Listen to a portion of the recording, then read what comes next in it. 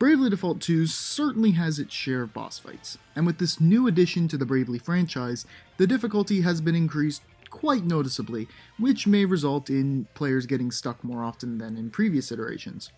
One fight in particular took even me by surprise, both for story reasons and in how absurdly difficult the fight was.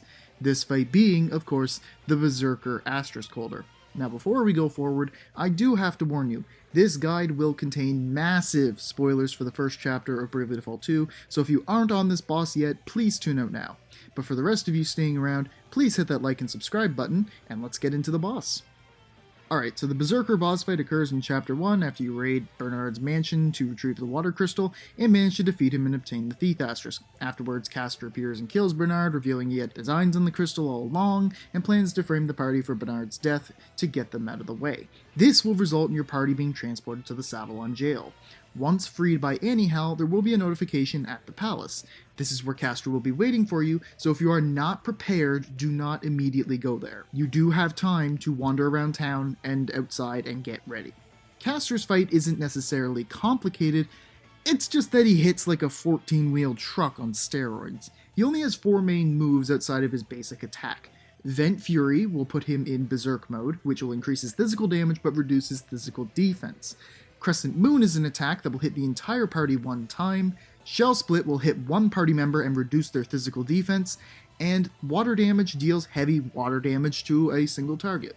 The difficulty comes in when you get to just how hard Castor hits. His basic attacks alone are more than enough to wipe you out, dealing about 1,000 damage each, and that's if he's not spamming Crescent Moon to just destroy the entire party in one turn. And to make matters worse, he has Pierce Default, meaning that trying to defend to reduce the damage won't do anything. So how are you supposed to beat him? Well, there are a couple of things you can do here. Firstly, while I don't recommend it, I happened to beat him at level 16. That felt like I was just barely under-leveled, maybe, so I'd personally recommend trying it at level 17 or 18, higher if you're still struggling. In regards to jobs and abilities, there are 2 abilities you absolutely need to take into this fight. Defang from the Vanguard, and Don't Let Him Get to You from the Bard. Defang will reduce Castor's physical attack, and the Bard spell will reduce the physical damage you take. You're just going to want to spam the ever-living crap out of these 2 abilities and stack them up. This will allow you to stay alive. Alongside that, having 2 people with white magic is incredibly helpful, so that if one of your healers goes down, you're not scrambling around to get them back up with people who should be doing other things. Plus, you'll have a lot more healing to go around instead of having to brave into the negatives just to keep the party alive for one more turn. Purge from the Freelancer is also great since it can be used to remove Berserk from Castor, which in turn will lower his damage output a bit.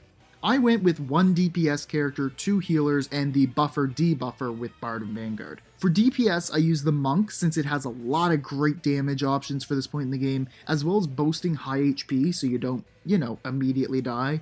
If you don't mind the grind to level 9 and are running out of options, the Thief job you just obtained can come in to sweep up the victory with Sky Slicer and Godspeed Strike, with the former because Castor is weak to wind damage, and the latter because, well, GSS is just stupidly overpowered.